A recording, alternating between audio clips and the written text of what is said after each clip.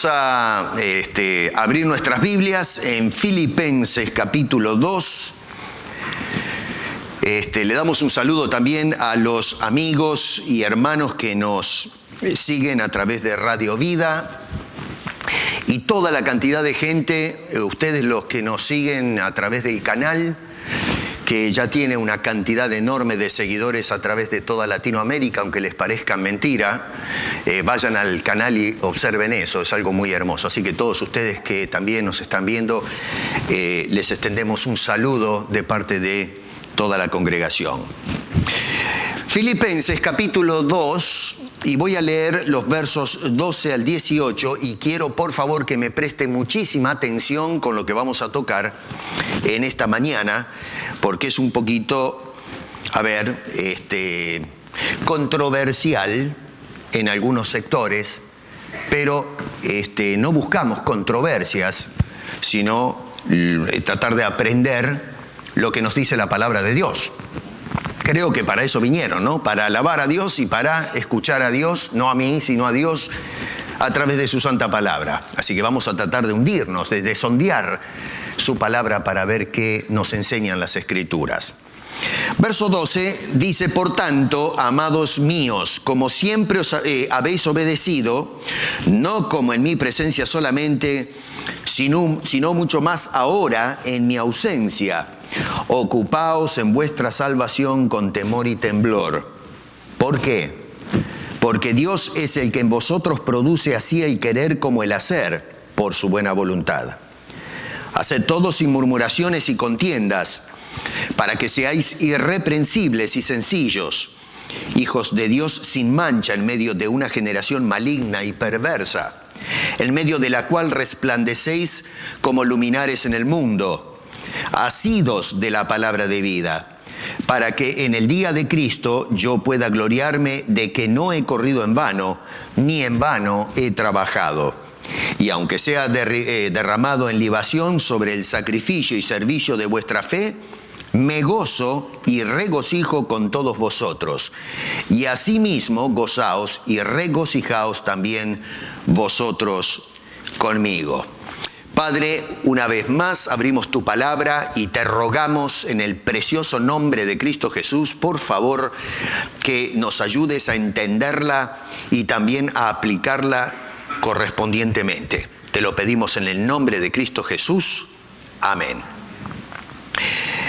El título de esta predicación es tomada de lo que dice el verso 12, que es ocupados en nuestra salvación.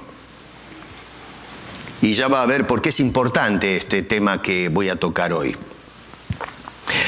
Hay mucha gente en la actualidad, siempre hablo de la actualidad porque es el tiempo que estamos viviendo, podríamos estar hablando de otro tiempo, pero no va a tener mucha aplicación para nosotros.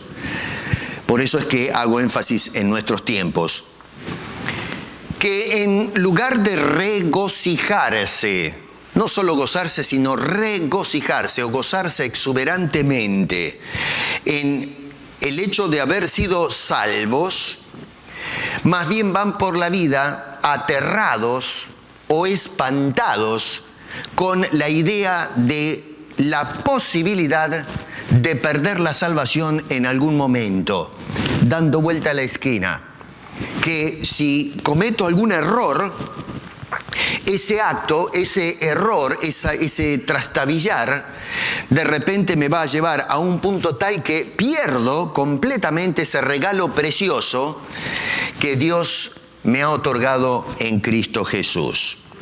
Así que vamos a desmitificar esa idea terriblemente equivocada, y especialmente este pasaje porque es uno de los que se utilizan de otros justamente para justificar la idea que es contraria a lo que realmente el apóstol Pablo, y se los voy a probar con la Escritura, por eso tengan todos la Biblia abierta, porque es la Biblia la que nos va a hablar. Hagan este ejercicio, es importante, acostúmbrense a que no es el pastor Piesco, no me interesa que me escuchen a mí.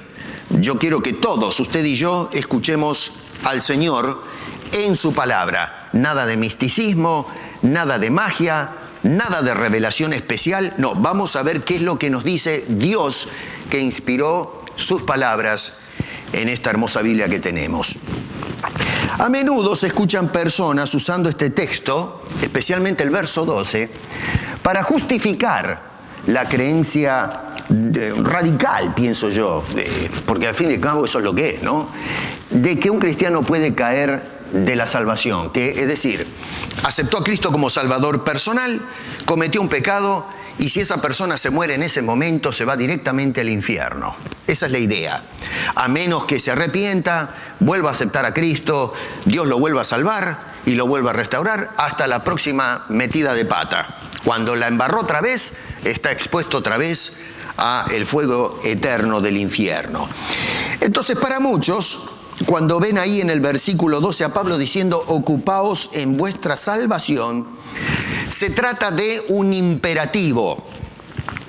Esta es la idea que tienen algunos. Se trata de un mandato que en definitiva nos mueve a nosotros a recibir una advertencia del peligro que hay de que podamos, vuelvo a insistir, siendo cristianos, caer en las garras de la perdición y ir directamente al infierno. Así que perdemos la salvación. En definitiva, esa es la idea. Es muy popular, está desparramada hoy por todos lados. Usted puede conversar con muchos cristianos evangélicos que van a decir, sí, la salvación se pierde. Y agarran versículos, y este es uno de ellos. Hay otros, no me voy a poner todos los pasajes bíblicos ahora, les voy a dar un ejemplo cómo a veces trituramos la secuencia de las ideas bíblicas y llegamos entonces a estas conclusiones que en última instancia atentan, escúcheme bien, atentan contra el programa, la voluntad y el propósito de Dios, que en última instancia es para exaltarlo y para su gloria. Y otra vez lo voy a demostrar con las Escrituras. Ahora, este esfuerzo por conservar en mucha gente la salvación, lamentablemente, porque van caminando por la vida cristiana asustados, vuelvo a repetir, cada acción, cada cosa que hacen, lo hacen con un temblor tremendo. Y lo que sucede al hacer esto es que estamos viviendo, gastando energías, gastando esfuerzos en cuidar que no perdamos la salvación, en lugar de vivir y caminar a cada instante alabando a Dios y regocijándonos por la salvación. Y es una cosa diferente estar asustados con Dios que regocijándonos con nuestro Padre. Sí, los hombres sin Cristo tienen que tener terror delante de Dios. Pero nosotros ya no estamos delante de ese Dios que es un juez, que sí lo es, no me malentiendan, pero ahora estamos delante de nuestro dulce Padre Celestial que cuida a sus hijos. Es cierto, sí, que al final del verso 12, miren sus Biblias, dice que debemos ocuparnos en nuestra salvación con temor y temblor. Pero acá nos tenemos que preguntar cuando este hombre dice, Pablo dice temor y temblor, ¿es temor y temblor a qué o de qué? ¿De perder la salvación? Bueno, eso se lo estamos agregando al texto, porque la frase termina ahí, en ese versículo. No dice con temor y temblor de perder la salvación. Estamos ingresando una idea al texto que no dice. Cuando el verso 12 al final dice que debemos hacerlo con temor y temblor, y preguntamos temor y temblor, ¿a dónde apunta? ¿A qué debemos tener temor y temblor? Bueno, tenemos que ir a los versos anteriores, donde se habla de ese Cristo que un día va a ser exaltado y delante de quien se doblará toda rodilla para reconocer al final que Él es lo que dijo que es el Señor. Entonces tenemos que tener esa reverencia, ese respeto, porque eventualmente toda la creación va a reconocer lo que hoy no reconoce. Así que hace una distinción entre aquellos y nosotros. Nosotros que recibimos la salvación debemos ocuparnos en esa salvación con ese temor, con ese temblor a ese Señor que nos menciona en el verso 10 y 11 que será reconocido eventualmente. ¿Se dan cuenta qué distinto es el asunto cuando miramos el contexto y no agregamos ideas al texto? No hay ninguna referencia, ninguna, en ese versículo bíblico No hay ninguna referencia en toda la carta de Pablo a los filipenses, no solamente en el verso. No hay ninguna referencia en esa porción del verso 12 al verso 18 de que exista una mínima posibilidad de que una persona en Filipos que ha sido creyente, o sea, que ha sido hecho un creyente en Cristo Jesús, que esté amenazado con perder la salvación. Usted puede mirar, leer y rebuscar y darle vuelta a todo el pasaje, a toda la carta, y no va a encontrar una sola referencia a la posibilidad de que un cristiano pierda la salvación.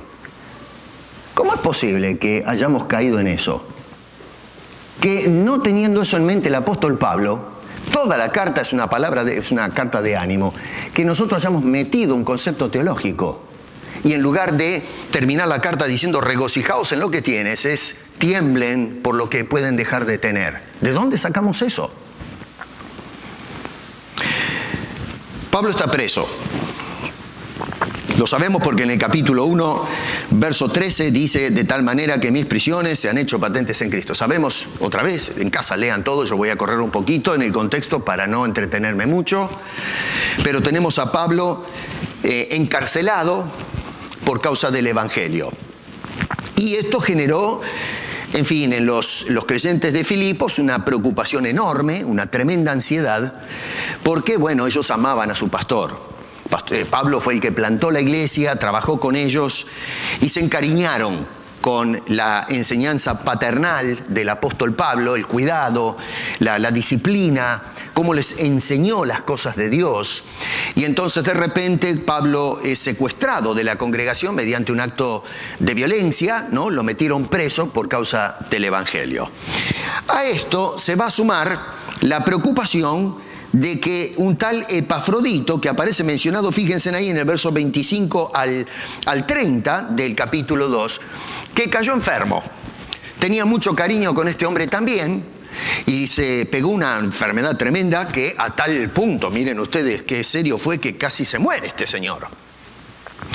Así que se sumaba la preocupación del encarcelamiento del apóstol Pablo a la enfermedad casi mortal de este señor llamado Epafrodito. Cuando Pablo se entera que los hermanos de la congregación estaban altamente preocupados por Pablo y no solamente por Pablo, sino también por Epafrodito, decide entonces enviar a este Epafrodito a la congregación para animarlos, levantarles el ánimo. Y eso lo vemos otra vez en ese pasaje bíblico. Y no solo eso, pero también nos dice al principio, desde el verso 19 al 23, que va a enviar también a Timoteo, aquel fiel hijo de Pablo, que estuvimos estudiando unas predicaciones atrás, un muchacho tremendo que había sido dejado en Éfeso y ahora lo manda aquí para poder otra vez animar a los hermanos. Aparte de las angustias que se habían producido en la iglesia por causa de la prisión de Pablo y la enfermedad de Epafrodito, Pablo va a abordar de paso algunas situaciones que tenían que ser arregladas dentro de la congregación. Había algunos problemitas. Y claro, a ver, en todas las iglesias hay algunos problemitas. Algunos son grandes y otros más estrechos, ¿no? Pero Filipenses era una linda iglesia y tenía sus problemitas. Y tenemos, por ejemplo, que según el capítulo 1, esto es una visión general para que tengan un poco de escenario o contexto de la carta, se habían metido algunos individuos, nos dice que eran personas que se oponían a la obra.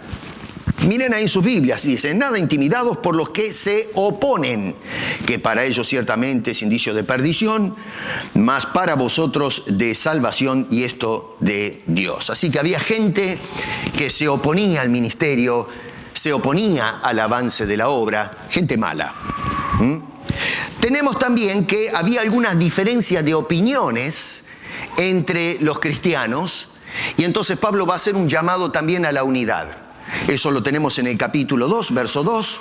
Dice: completad mi gozo sintiendo lo mismo, teniendo el mismo sentir, unánimes sintiendo una misma cosa. Va a haber también una situación entre a lo menos dos mujeres.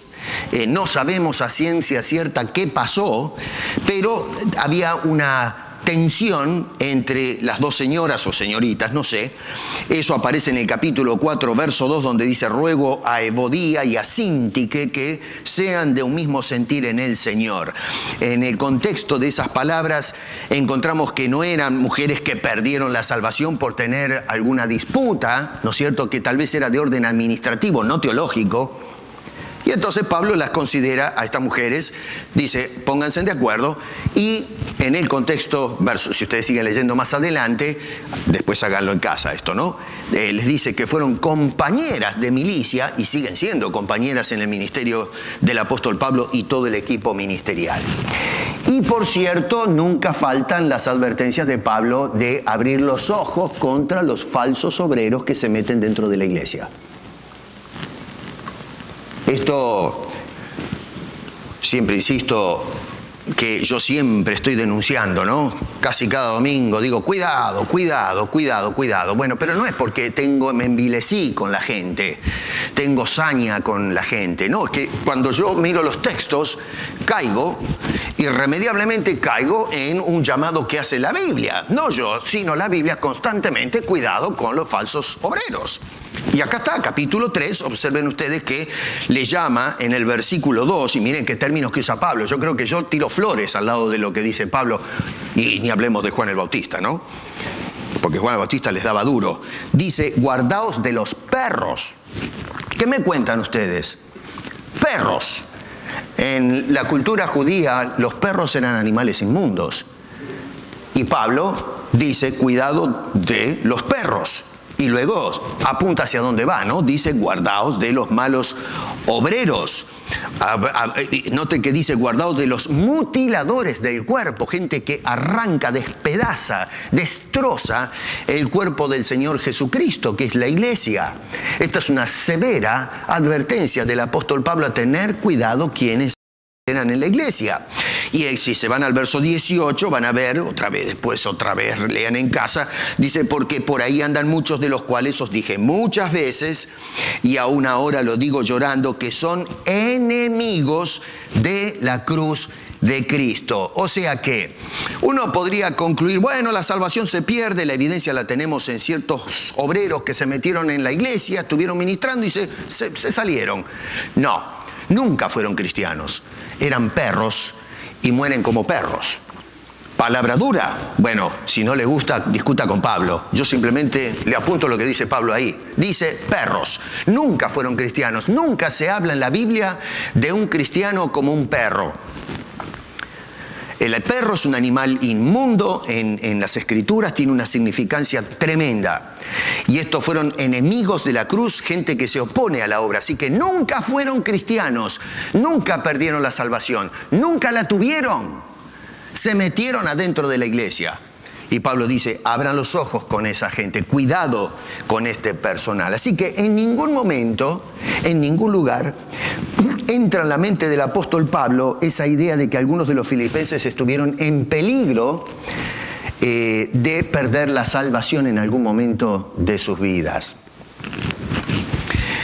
Capítulo 1. Y ahora va a ver por qué es importante ver el contexto para entender bien los versos 2 en adelante. Pablo dice en el verso 3, doy gracias a mi Dios. ¿Lo ven? Doy gracias a mi Dios. Verso 4, en todas mis oraciones. Y verso 5 dice, ¿por qué? Dice, por vuestra comunión. Esa palabra comunión, koinonía es en el original, significa asociación, compartimiento, es esa relación, esa comunidad que se había formado en Cristo Jesús. Así que dice, por vuestra comunión en el Evangelio, y escucha esto, miren bien lo que dice, desde el primer día hasta ahora. Guarde bien eso, porque ahora va a ver lo importante que es lo que está diciendo Pablo para entender que la salvación es algo asegurado. Otra vez, dice allí Pablo, no el pastor Piesco, sino Pablo, dice, doy gracias a Dios en todas mis oraciones por vuestra comunión en el Evangelio desde el primer día hasta ahora. Noten ustedes la continuidad de la obra que Dios comenzó. desde que ustedes aceptaron el Evangelio hasta ahora. Y Pablo dice, doy gracias por eso. Y le doy las gracias a Dios. Así que Pablo habla de esa continuidad temporal. No hubo ni hay. Porque no hubo ninguno de los filipenses que se quedó en el camino, perdió la salvación. No está esa idea ahí. Y tampoco nos está diciendo que ahora al momento de escribir la carta está tratando de abordar un problema teológico y práctico de cristianos que creen que la salvación está asegurada cuando no lo está, y que en la práctica hay cristianos en Filipos que están cayendo de la salvación y no se está prestando atención. No, señor. Pablo lo que está indicando es que hay una continuidad que le da firmeza y seguridad a aquellos que son de Cristo. En los versos 9 al 11, hay un pequeño paréntesis que ahora vuelvo, pero en los versos 9 al 11, tomen nota cómo retoma el contenido de su oración. Vuelvo a repetir, versículo 4 dice, verso 3, doy gracias a Dios, verso 4, siempre en mis oraciones, y entonces dice ahí en el versículo 9, y esto pido en oración. ¿Se dan cuenta el enlace del apóstol Pablo? Yo te llevo con las Escrituras, te llevo de la mano. Y entonces dice, este es el contenido de mi oración, le doy gracias a Dios y oro. Lo de gracias a Dios no tenemos problema en entenderlo. Dice, gracias Señor por la gente en Filipos. Bueno, pero estoy orando todo el tiempo a Dios. ¿Qué es lo que pide Pablo? Bueno, ahora va a ser la lista desde el verso 9 al 11 del contenido de esa oración a Dios. Y en ningún momento dice, presérvalos para no perder la salvación. Mira lo que dice. Número 1, pide a Dios que abunden en amor. Verso 9. Síganme con sus Biblias. Número 2, verso 9, que abunden en ciencia y conocimiento. ¿Para qué? ¿Con qué propósito esto? Número 3, para que aprueben lo mejor para ellos. Versículo 10. ¿Con qué fin? Otra vez, para que sean creyentes sinceros, verso 10, y que sean también de conducta irreprensible, la última parte del versículo 10. O sea que, noten que no insinúa la idea para que no pierdan la salvación. Si ustedes observan todo el contenido de la oración y la petición de Pablo, Señor, por favor, otórgales esto, es en última instancia, verso 11 al final, para gloria y alabanza de Dios. ¿Se dan cuenta? No dice para que tú, cristiano, no pierdas la salvación si no haces caso a eso.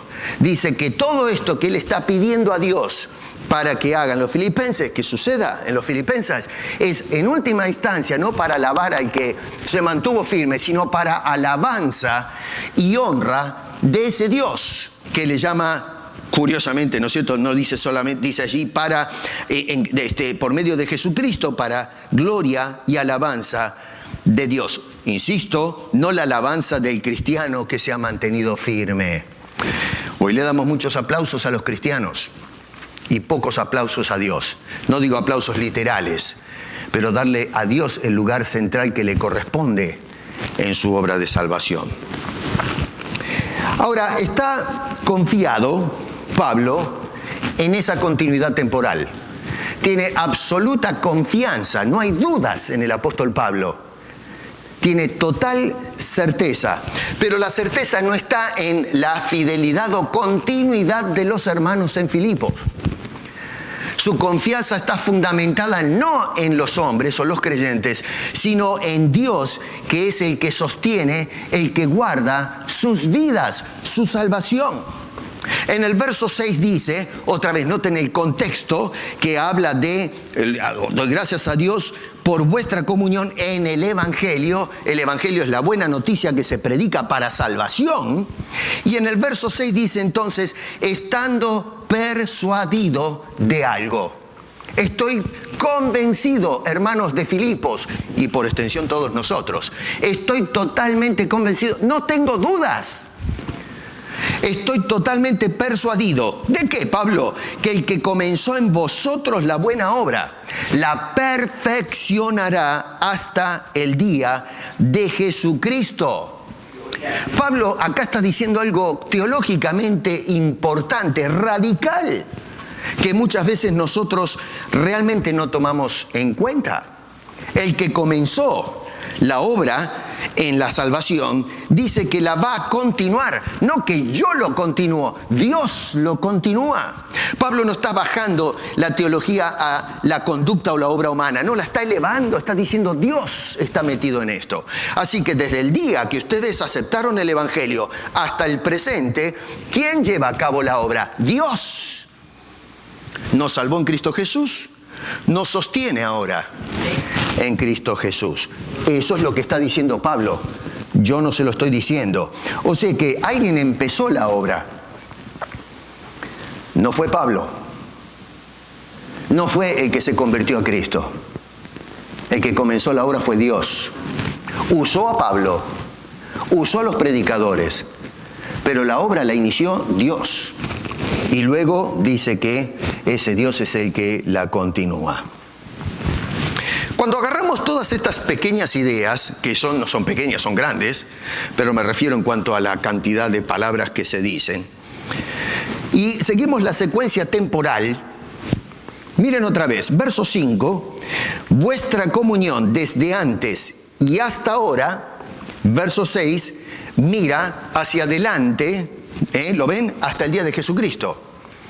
Así que miren ustedes la dimensión temporal. Pasado, el momento de la salvación. Presente, Dios se hace cargo. ¿Y hacia dónde vamos? El cumplimiento final, también Dios se hace cargo. O sea que todo el lapso temporal, la vida desde que un creyente nace hasta el final, Dios es el que produce el trabajo. Es el que lo garantiza. Me van siguiendo, ¿no? Es importante porque si no, no van a agarrar lo que voy a decir después. Vale decir que por causa de la operación de Dios en la vida de cada uno de nosotros, en este caso directo en la vida de los filipenses, lógicamente, lo que Él comenzó, continúa. No hay un momento en que Pablo insinúa la posibilidad de una fractura. No, al contrario, el énfasis es de continuidad y llegará a su punto final. Vuelvo a repetir, no es a lo mejor llega a su punto final. Esa no es la idea, por ahí es la nuestra, sí, está bien, yo respeto su idea, pero no es la idea del apóstol Pablo. Nosotros le queremos meter nuestra idea a Pablo, pero eso no es lo que está diciendo el apóstol Pablo si somos sinceros con la secuencia de pensamiento del apóstol Pablo.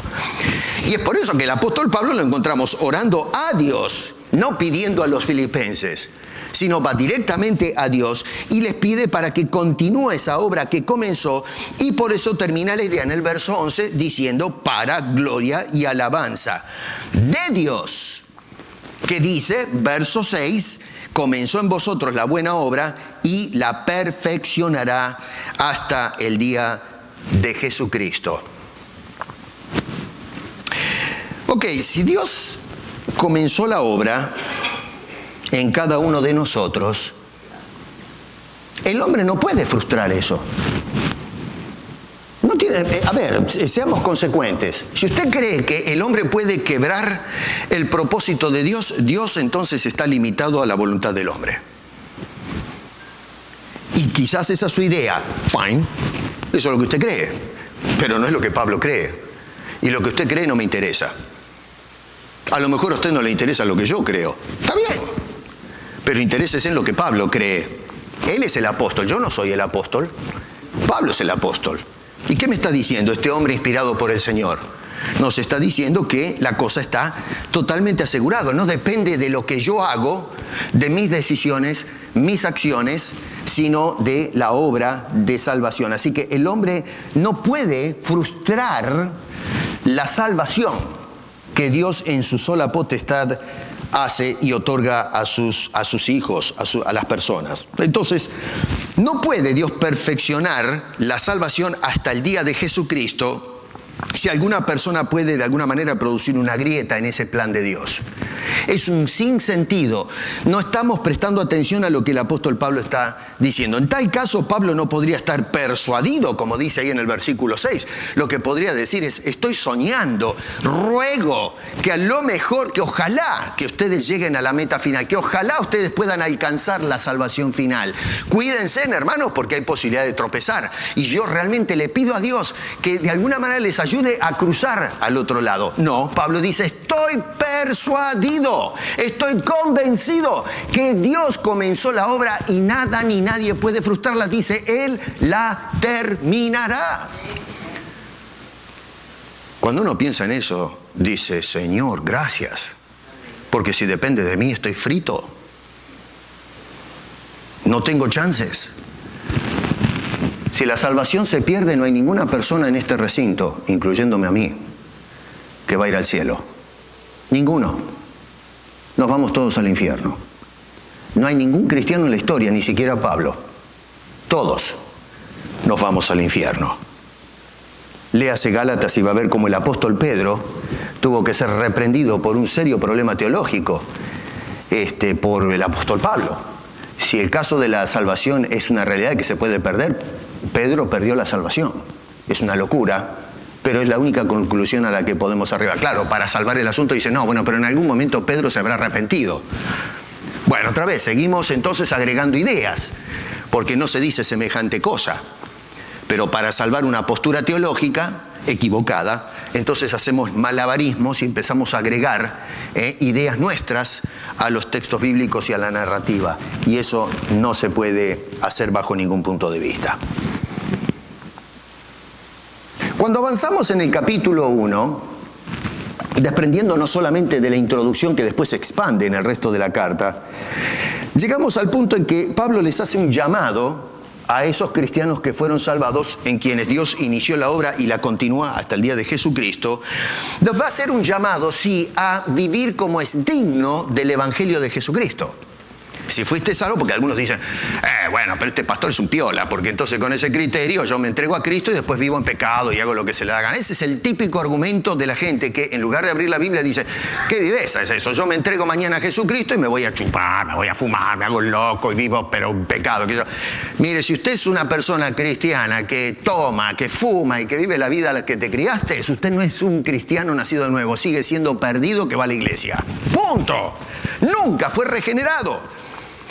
No vale el argumento ese para defenderse de una doctrina equivocada. Sí, no, pero con ese criterio salvo siempre es salvo. No, no es salvo siempre y salvo. Si usted es salvo, no va a vivir como un pagano. Si usted vive como un pagano, nunca fue salvo. Simplemente escuchó a Cristo, le gustó el mensaje, va a la iglesia, canta, alaba, toca la guitarra, algunos predican y qué sé yo, como estos perros que dice el apóstol Pablo, que están metidos en la iglesia, sí, pero nunca fueron del Señor, son enemigos de la cruz. Y punto. El apóstol Pablo dice a esas personas en las cuales el Señor comenzó la obra y la continúa y la va a perfeccionar hasta el día de Jesucristo, les está diciendo ahora en el capítulo 1, verso 28, y en nada intimidados por los que se oponen, verso 27, solamente que os comportéis, capítulo 1, como es digno del Evangelio de Cristo.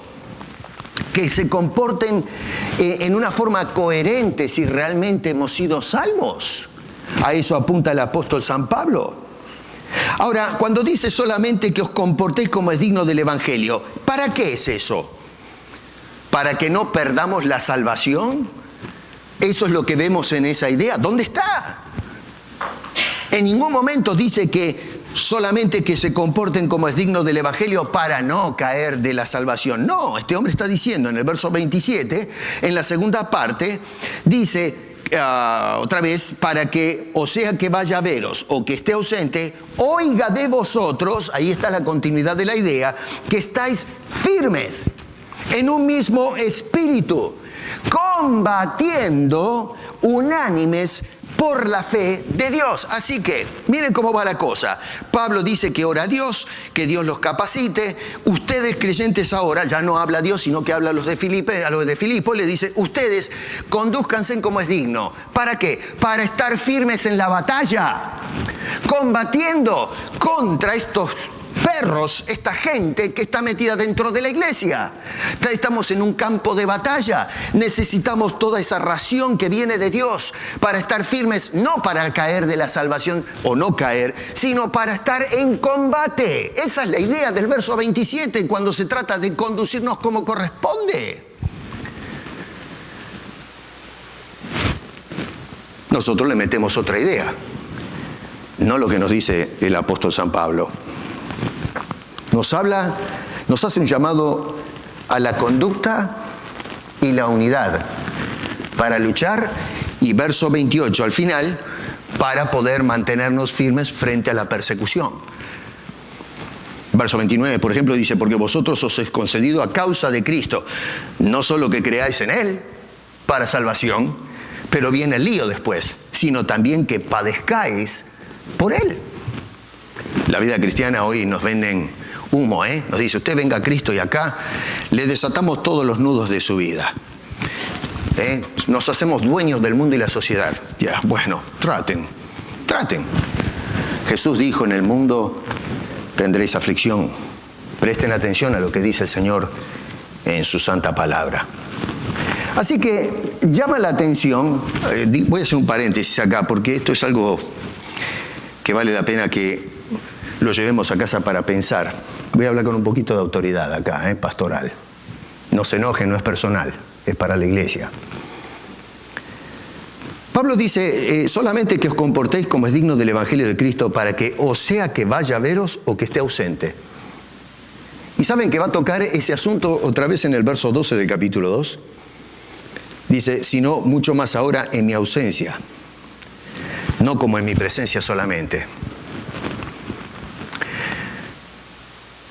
A veces nosotros nos portamos bien cuando el pastor está presente. A veces cuando yo viajo, a veces me llaman para hacer algunas conferencias afuera, tengo que salir. Ahora en unas semanas tengo que casar una pareja en México. Así que no voy a estar un fin de semana acá. Pero los diáconos hemos visto un patrón que es contraproducente. Pastor Piesco se fue, nos tomamos vacaciones. Me lo dicen, viene la mitad de la congregación. No solamente me parece que le hacemos una deshonra al Señor, pero también deshonramos a las personas que me apoyan o ocupan el púlpito en mi ausencia. Le estamos diciendo: a mí no me importa lo que usted tiene que decir, no me interesa. Yo quiero escuchar al pastor Piesco, no lo quiero escuchar a usted. Cuando en realidad debería decir: quiero escuchar al Señor a través de. Pero no, hay gente que dice: no, a mí me gusta como usted predica. Bueno, estás haciendo las cosas mal. Tú tienes que escuchar y te tiene que gustar como Dios predica a través de la gente. Entonces, no hagan macanas.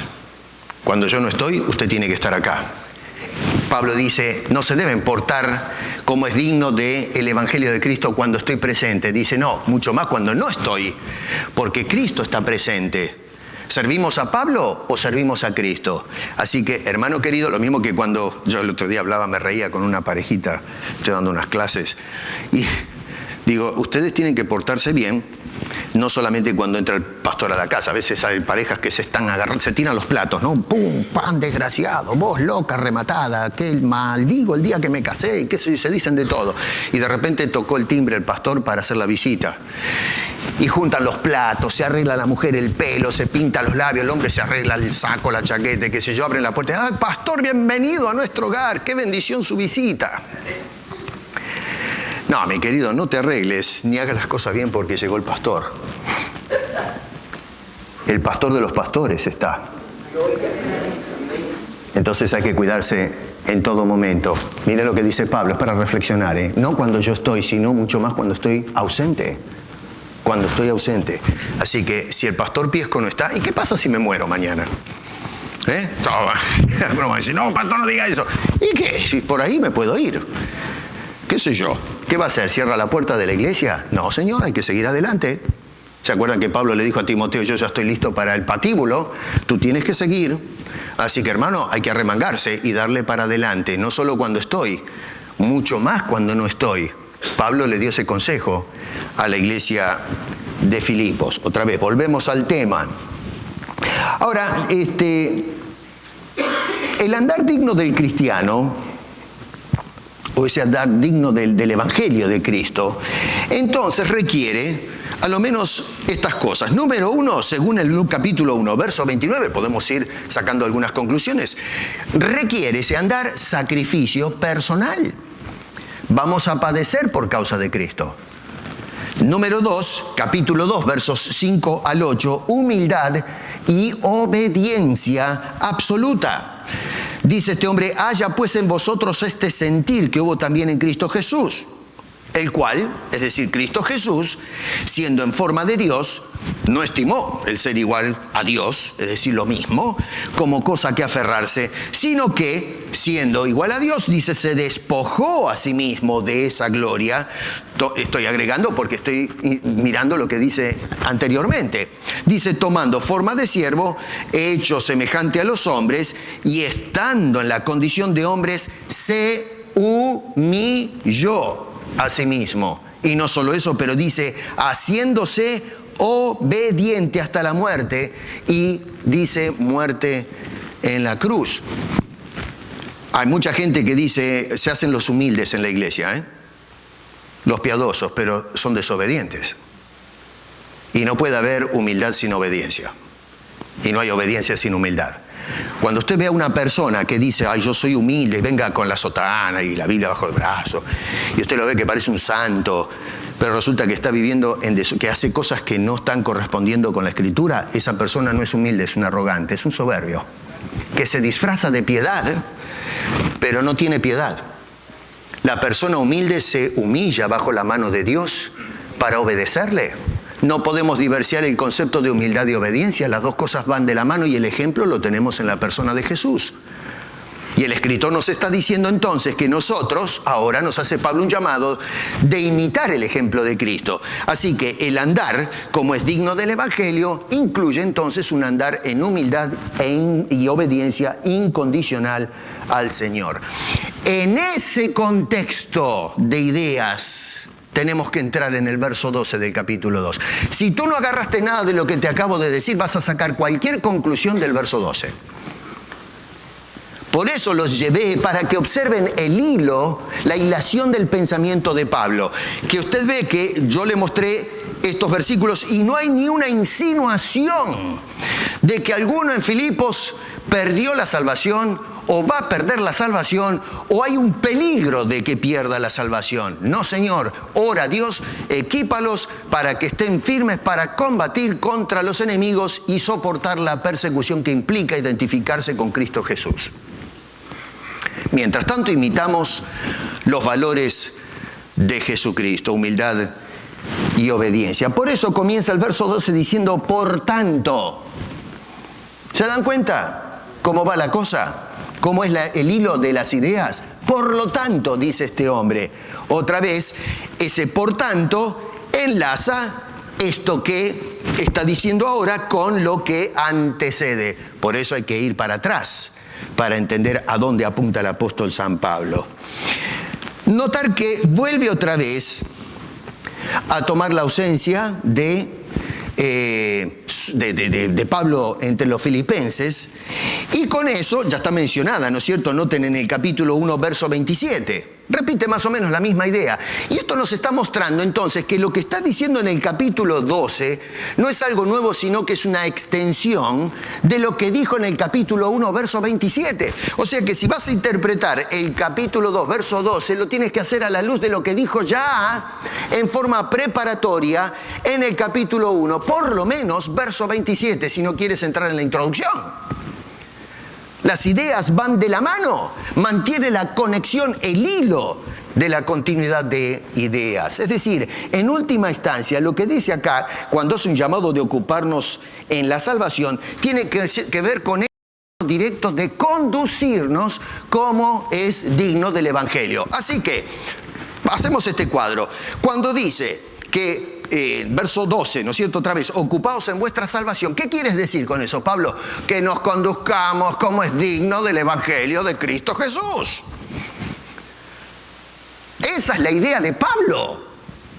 No las ideas que traemos nosotros al texto, que leemos a Pablo desde el verso, leemos el verso 12 solo, ni siquiera vamos al verso 13 y 14, que el 13 es fundamental y ahora va a ver por qué. El versículo 13, cuando usted va a los comentarios, déjate con la salvación, se pierde el Pablo ahí en el versículo 12, ¿no ve usted, está ciego? ¿Cómo interpreta? ¿No ve qué lo que dice Pablo? Sí, ¿quién leíste el versículo 13? No lo toca nadie.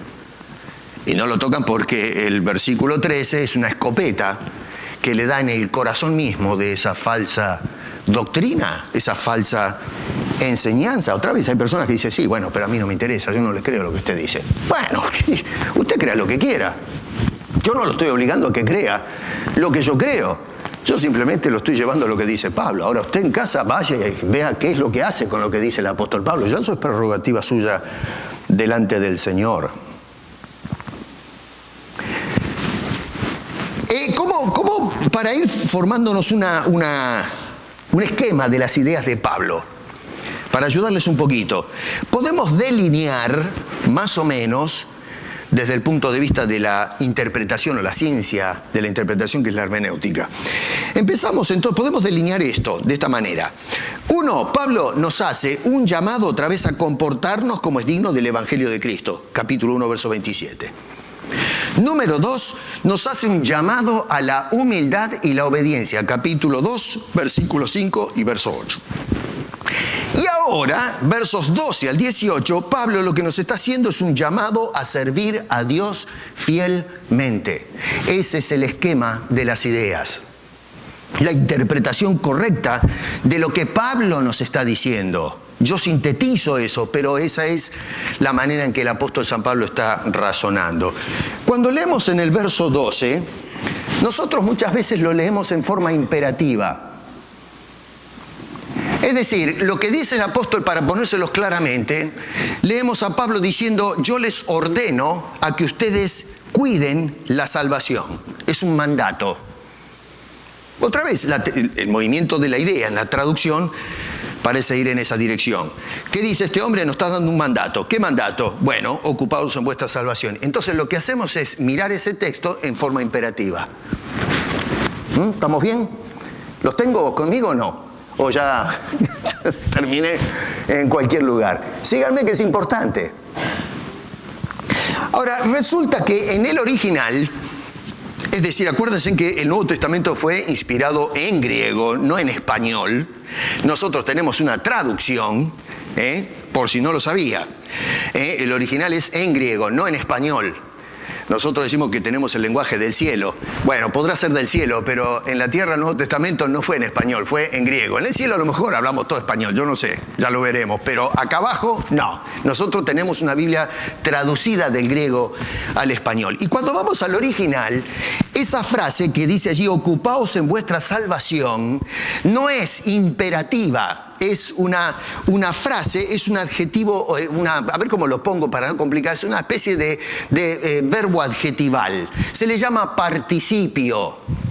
Y en la gramática del original, el participio siempre está relacionado y es dependiente de un verbo principal que es el que da la idea.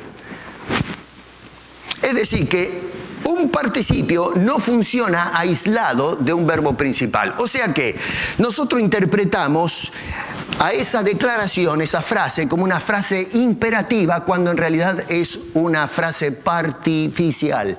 O sea que no es un verbo principal, no es una orden. Pero claro, como en gramática necesitamos que el participio esté vinculado a un verbo principal, nos preguntamos ¿dónde está el verbo principal, que es la idea central? Y ahí hay que buscarla. Y el verbo central está en el versículo 5 del capítulo 2, donde sí tenemos un verbo imperativo. Está diciendo allí, haya pues en vosotros este sentir. Esa es la frase verbal imperativa. Esa es la idea central que luego va a ir desarrollando en los versos que siguen, incluyendo el verso 12 al 18. ¿Me siguen? Ese es el verbo principal, hermano querido. Entonces, cuando este hombre nos dice, haya en vosotros este sentir es específico, nos preguntamos de qué forma debo hacerlo. Bueno, este hombre dice, verso 12, ocupándonos en vuestra salvación, que sería la traducción correcta, por cierto. Ese ocupándonos da esa idea de que la acción la hacemos de esta forma. Describimos qué tipo de acción es. Es decir, otra vez, seguimos este sentir que hubo en Cristo. ¿De qué forma? Siendo humildes y obedientes, ocupándonos en lo que Dios nos ha dado, envueltos en lo que Dios nos ha dado. Así que es como si estuviese diciendo trabajando en nuestra salvación, no por nuestra salvación o para nuestra salvación o mantener la salvación. No, Señor, no se traduce así la Biblia. Está mal, no se interpreta así porque estamos violentando la idea imperativa del verso 5 y la idea participial del versículo 12. El verso 2 está ligado a ese verbo principal en el versículo 5. Esto es gramática, pero para mostrarle entonces la importancia de tener cuidado cuando leemos la Biblia e interpretarla como corresponde, porque si no le hacemos decir al texto algo que ni le subió a la cabeza, no solamente a Pablo, sino también a Dios, que fue el que inspiró a Pablo para decir estas cosas. Noten otra vez cómo Pablo tiene en la mente la obra de Dios. Y tiene la obra de Dios para su gloria. Capítulo 11 otra vez dice, capítulo 2, verso 11, dice, para gloria de Dios Padre. Y ya lo dijo en el capítulo 1, verso 11, cuando dijo que es para gloria y alabanza de Dios. No para el aplauso a los filipenses, es para la gloria de Dios. Nosotros centramos nuestra atención en la teología contemporánea, en lo que hace o lo que debe hacer el cristiano, en lugar de mirar lo que hace Dios. No debe hacer, sino lo que Dios hace. Nunca se dice lo que debe hacer Dios, es no lo que Dios hace. Es una constante. Dios debería hacer esto. No, en la Biblia no aparece eso. Podemos pensar del cristiano así, pero no de Dios. Dios hace, y esa es la idea. Nosotros hoy hemos desplazado la idea de que Dios hace para darle lugar a lo que el hombre hace o debería hacer o puede hacer. Y eso es una pésima teología porque está centrada en el hombre y en las obras y no en Dios y en su obra de gracia. Y entonces Dios hace estas cosas, ¿no es cierto? ¿Para qué? ¿Cuál es el propósito? Bueno, el propósito ya lo introdujo en el capítulo 1, verso 6. Dios nos salva, dice, para perfeccionar la obra que comenzó en nosotros hasta el día de Jesucristo. Hermano querido, Dios no es tu propósito. Tú eres el propósito de Dios. Nosotros no tenemos en nuestro propósito a Dios. Pablo dice, no hay quien busque a Dios, no hay ni siquiera uno. Pero el propósito de Dios es salvar a esa criatura. Y no para ser el centro de toda la escena. No, lo está salvando para que esa criatura lo glorifique. Se muestre la grandeza de ese Dios, la gloria de ese Dios. Que agarró criaturas que no merecían absolutamente nada. Y por un amor que sobrepasa la razón, Dios agarró y lo salvó, lo rescató. Para que esa criatura perdida ahora pueda pararse delante de ese Dios y decir, tú eres mi Dios, mi Salvador, Dios de gloria. Y lo exaltemos por el resto de la eternidad. La salvación entonces, número 1, es de Dios, no de los filipenses. Capítulo 1, verso 28, dicen, nada intimidados por los que se oponen, que para ellos ciertamente es indicio de perdición. Los que se oponen, porque no son cristianos, otra vez son perros, mas para vosotros de salvación. ¿Y qué dice? Esto de Pablo, de los filipenses, no, de Dios, de Dios. Así que número 1, la salvación es de Dios. Número 2, en el capítulo 1, verso 5, dice que comenzó esa salvación desde que nosotros oímos el Evangelio. Dios hizo su trabajo, ahí ya nos metemos en el terreno de cómo se efectúa la salvación, que se despertó el muerto a vida y todo eso es otro tema. Pero empezó cuando alguien nos habló de Cristo y algo hizo Dios en el corazón, la persona aceptó a Cristo como Salvador personal. Ahí comenzó el asunto. Desde el primer día, dice, hasta el presente. Número 3, Esa salvación es continua. No intermitente, continua, dice hasta el presente, desde el momento que sucedió hasta ahora. No hubo irrupción de ningún tipo. Y no solamente eso, pero terminará cumplida en el día de Jesucristo, capítulo 1, verso 6. O sea que de aquí para adelante tampoco va a haber interrupción. Nadie se cae, nadie pierde la salvación. Pablo dice, el que comenzó allá atrás, dice, la va a llevar hasta el final. Oh, no, pero Pablo, escúchame una cosa, a ver, si yo conozco a Pepe, que es un maníaco, un loco, sale con mujeres, vende drogas, qué sé yo, le gusta la timba, ¿cómo va a ser ese? ¿Cómo Dios va a perfeccionar a ese tipo? No, es que ese tipo nunca fue creyente. Si Dios hubiese transformado esa vida, hubiese tirado la droga por la ventana, hubiese abandonado el pecado y estaría siguiendo al Señor, porque ahora es Dios el que lo agarró, lo montó sobre sus manos y lo está llevando a cumplimiento de su propósito. Eso es lo que dice Pablo. Así que la salvación está planteada por Pablo en ese cuadro o en esos términos. Todo esto está garantizado totalmente de principio a fin porque tiene el sello de Dios desde que comienza hasta que termina en Cristo Jesús. Ahora, eso sí, la salvación no se recibe. La salvación también se practica. La salvación se manifiesta. Y ahí es donde está el golpe letal a esa teoría de que ustedes son salvos siempre salvos. No, no somos salvos siempre salvos. Es salvo siempre salvo si realmente salva a la persona. Pero el religioso no. Entonces, la idea es que la garantía de la salvación descansa en la obra de Dios en Cristo Jesús. Recibimos la salvación y manifestamos en nuestra conducta la salvación. Así que no es asunto de recibe a Cristo y se terminó. No, la salvación real, la salvación bíblica implica aceptación y continuidad. La persona que fue realmente salva va a vivir como es digno del Evangelio de Cristo. No porque Él escoge, sino porque Dios lo lleva.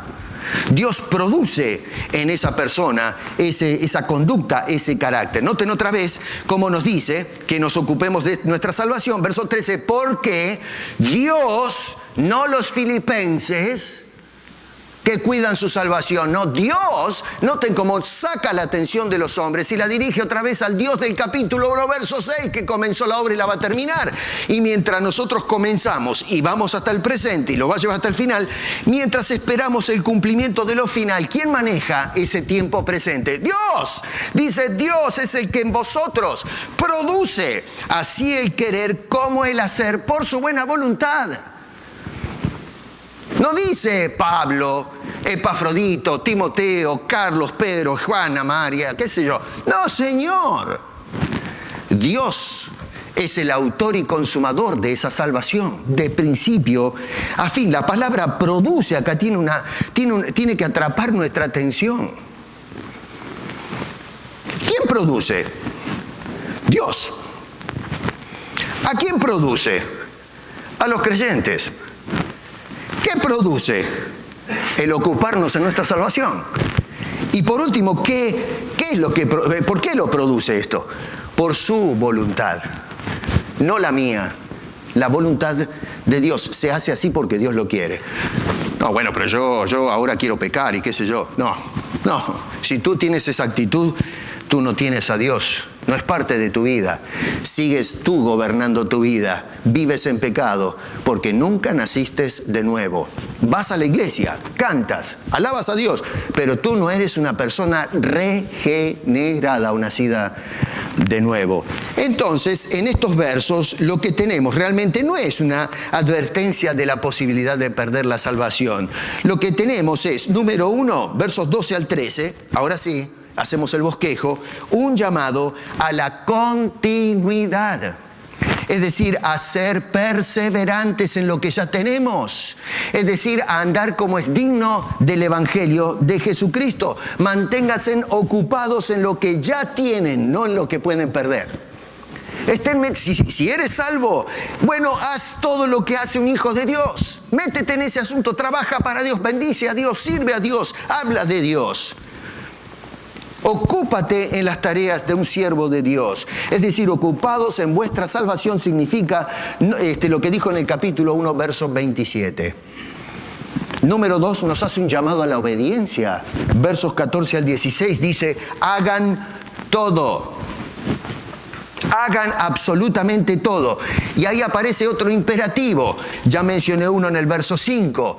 Hagan todo es un mandato, distinto a lo que aparece en el verso 12. Acá sí tenemos un mandato de Dios, del apóstol Pablo. Otra vez, esto es una continuidad de ideas del capítulo 1, verso 27.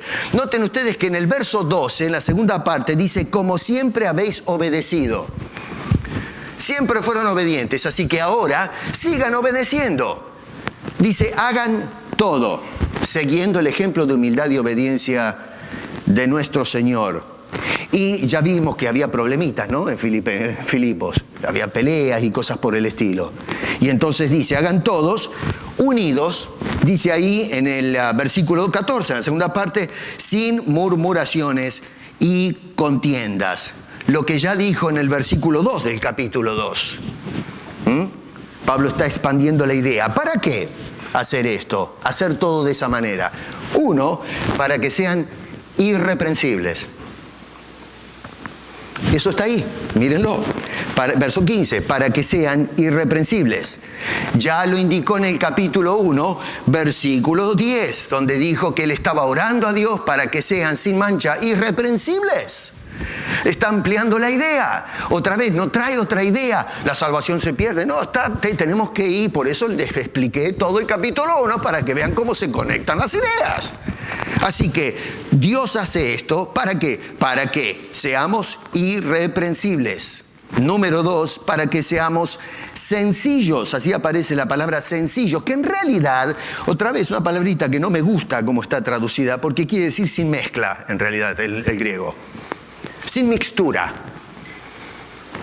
No puede ser que un cristiano diga yo soy salvo y resulta que vive en pecado. No. Si se vive en mixtura, usted no es cristiano. Santiago es el que dice, por ejemplo, en el capítulo 3, versos 11 y 12, ¿acaso alguna fuente hecha por una misma abertura agua dulce y amarga? Es una pregunta retórica. ¿Cuál es la respuesta? No. Hermanos míos, ¿puede acaso la higuera producir aceitunas? No. O la vid higos, tampoco. Así también ninguna fuente puede dar agua salada y dulce. No puede ser que una persona diga yo soy regenerado y vive como un degenerado. No puede ser. No tiene ahilación eso. O eres o no eres. Si eres, lo vas a demostrar con tu conducta. Si no lo eres, vas a vivir en pecado. Así que eso es lo que quiere decir para que sean sencillos. Número 3, para ser hijos de Dios sin mancha. Dios nos lavó de la mancha del pecado y lo hizo para que seamos sus hijos. Pablo vuelve a decir lo mismo en Efesios, tal vez usa un poquito distinto las palabras, dice, nos escogió desde antes de la fundación del mundo. ¿Para qué? Para que seamos santos y sin mancha. Para que mostremos realmente lo que somos. Hijos de Dios. Y noten que dice hijos sin mancha en medio de una sociedad llena de manchas, versículo 15. Y número 2, en medio de una sociedad donde los creyentes brillan. Dijo Jesucristo, vosotros sois la luz del mundo. Vivamos como tal. Y por último, aferrados a su palabra. Verso 16. Aferrados, asidos de la palabra de Dios. Así que tenemos, número 1, un llamado a la continuidad, versos 12 y 13. Número 2, un llamado a la obediencia, versículos 14 al 16. Y tenemos, en último lugar, un llamado al regocijo. Y acá se ata todo. No a cuidar la salvación, sino a regocijarnos de la salvación. A gozarnos de eso. Noten que dice así mismo en el verso 18. Es decir, al final del verso 17 dice, me gozo y regocijo con todos vosotros. Pero a ver, ¿en qué nos regocijamos, viejo? Pero si Pedro está preso. Epafrodito por poco lo tienen que enterrar. Casi tira las patas el hombre. pero con una peste, no sé qué le pasó al hombre, pero casi se muere. ¿Cómo me voy a regocijar de semejante situación? Hay enemigos de la cruz de Cristo, hay tensión entre algunos de los hermanos, pero ¿qué motivo tenemos nosotros para regocijarnos entonces en el contexto de la carta? Bueno, tenemos que regocijarnos en una salvación segura. A eso apunta Pablo. Por eso le habla a los hermanos, sí, nosotros corremos peligro, nos metieron presos, puede ser que nos corten la cabeza, pero la salvación está segura. A mí me meten en la cárcel, pero mi alma está salva, está libre en Cristo. Gócense. Gócense en la salvación de Dios. Y no solamente que nos gocemos en una salvación segura, sino en una salvación en progreso. Dios va a llevar lo que comenzó en nosotros, lo va a llevar a su punto final, lo va a cumplir porque Él es Dios. Él produce el querer y el hacer. Él es el que hace la obra para llevarnos hasta el final. Jamás de los jamases el apóstol Pablo inserta la idea de que es posible que en algún punto nosotros perdamos la salvación. Y esa salvación es la que nosotros salimos a predicar. Pablo les escribe para animarlos a que salgan a predicar con más entusiasmo. Dice, mis prisiones fueron testimonio aún en Roma, por todas partes. Salgan ustedes también a predicar esta salvación preciosa. No para andar con terror y temblor, a ver, que cometí un pecado, me voy al infierno. No, Señor, Dios no quiere eso de sus hijos. Si cometiste una falta, patinaste, pide perdón a Dios y sigue para adelante.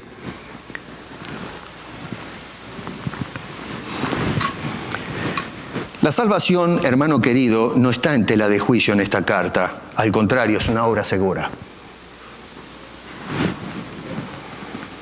Ocupémonos entonces en la obra que está haciendo Dios en cada uno de nosotros.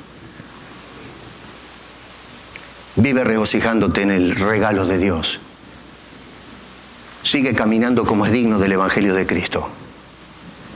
Comparte el Evangelio con otros. No dudemos de la obra de Dios. No dudemos de la soberanía de Dios. No insultemos a Dios con la pretensión de que yo tengo el poder, la voluntad de frustrar la voluntad de Dios. Si tú frustras la voluntad de Dios es porque nunca fuiste de Dios. Estás viviendo en tus pecados, en tus delitos, en la carne. Nunca fuiste regenerado. Tienes que venir corriendo y caer a los pies de Cristo Jesús, aceptándolo como tu Salvador y Señor. Y una vez que entonces estás del otro lado de la cruz, ahora estás en condiciones de poder vivir como es digno del Evangelio. Podemos ocuparnos en nuestra salvación, porque es Dios el que está haciendo la obra en mi vida. Y no solamente la comenzó y la va preservando, pero dice que la va a completar. Y eso lo va a hacer no para que en el cielo me den un aplauso, ¿no es cierto? Están todas la tira de ángeles y los que partieron haciendo un cordón para que, miren, ahí viene el pastor Viesco, ¡oh, felicidades hermano, buen siervo fiel, qué lindo, gloria a Dios, bien hecho! Y le tiran las palmas en el suelo para que yo pase por la alfombra. No, Señor, no, Señor. Nosotros vamos a entrar con todos juntos y vamos a darle gloria a ese Dios que me permitió la entrada, un miserable y vil pecador, que por su bendita gracia comenzó y terminará con su obra con mis pies allí a los pies de Cristo Jesús. Y ahí es donde caeremos todos, rendidos de rodillas, alabando su gloria. Por favor, hermano, no vivas tu vida cristiana aterrado de lo que te podría pasar. Vive gozándote de lo que Dios está haciendo, de lo que va a pasar. Tu entrada al reino de los cielos, por lo que acabamos de recordar, la muerte de Cristo Jesús. Y aunque te toque la prisión, la persecución y luchar contra los enemigos de la cruz, nuestra salvación está asegurada. Así que ocúpate entonces en esa salvación que el Señor te ha dado. Trabaja, sirve al Señor para su gloria. Dios, a ti elevamos nuestra oración como hacía Pablo. Número 1, damos gracias. Número 2, pedimos que nos equipes, nos capacites, como Pablo pedía para los filipenses, con toda esa lista de cosas que nos hacen aptos para mantenernos firmes y resistir no solamente el ataque sistémico al que es sometida la Iglesia por enemigos de la cruz, sino también para soportar las adversidades, las persecuciones y todo tipo de problemas que tienen que encarar tus hijos mientras van de paso a la vida eterna. Gracias por producir en nosotros el querer y el hacer, porque si dependiera de nosotros y de nuestra voluntad, no daríamos un metro de distancia de donde partimos. Pero gracias, Señor, gracias por tenernos guardados en el hueco de tu mano. A ti te damos desde ahora la gloria, la honra, te exaltamos, Señor, en el nombre de Cristo Jesús. Amén.